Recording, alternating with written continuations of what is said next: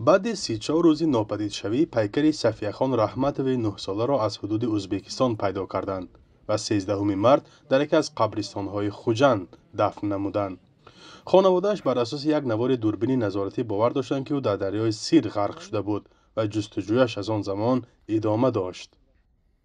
که از آن روزی که این مصیبت بالای این خاندان آمد، از دوستان و پیوندان و اهل محله یعنی سید اعظم خان به ایستادند، بسیار تلاش کردند، شب و روز زحمت کشیدند، مهنت کردند تا به کجاها رفته، کشور همسایه رفته، در گفتگو به این کس همه البته بی‌طرف نبودند. کمیته حالتهای فوق‌العاده روز 13 مارد در اعلامیه گفت ماموران نجات ازبکستان جسد صفیه‌خان را در ساحل کانال میرزاچول جنوبی یافتند. این کانال از حدود شهر شیرین ولایت سیردریا می‌گذرد. در اداره حالتهای فوق‌العاده ولایت سوغد گفتند 10 روز پیش به عنوان کمیته حالتهای اضطراری ازبکستان نامه فرستاده بودند تا دریافتن جسد نورس تاجیک مدد کنند.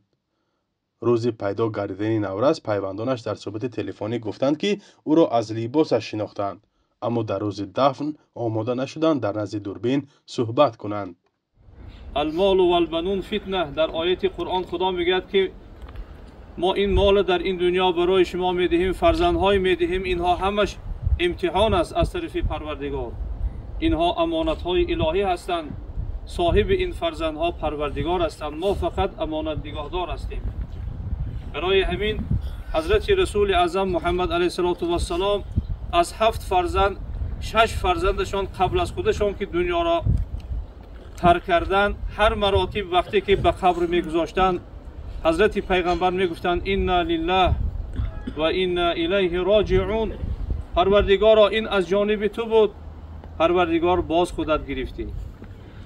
صفیه‌خان رحمتوی روز 7 فوریه امسال ناپدید شد.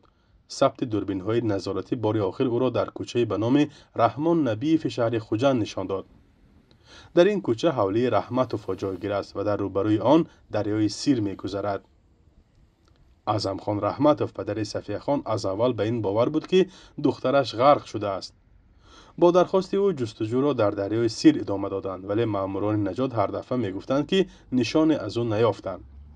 در این بین عکس و خبری گم شدن دخترچه 9 ساله در شبکه‌های اجتماعی دریغ و غمشریکی هزاران نفر را به میان آورده بود. غرق شدن ساکنان در دریای سیر یا سیحون حادثه نو نیست. تنها در سال 2023 55 مورد غرق شوی ثبت شده است. در این میان 19 نفر نابالغ بودند. هنوز 4 جسد پیدا نشده است. فرزان محمدی، رادیو آزادی، شهر خوجند.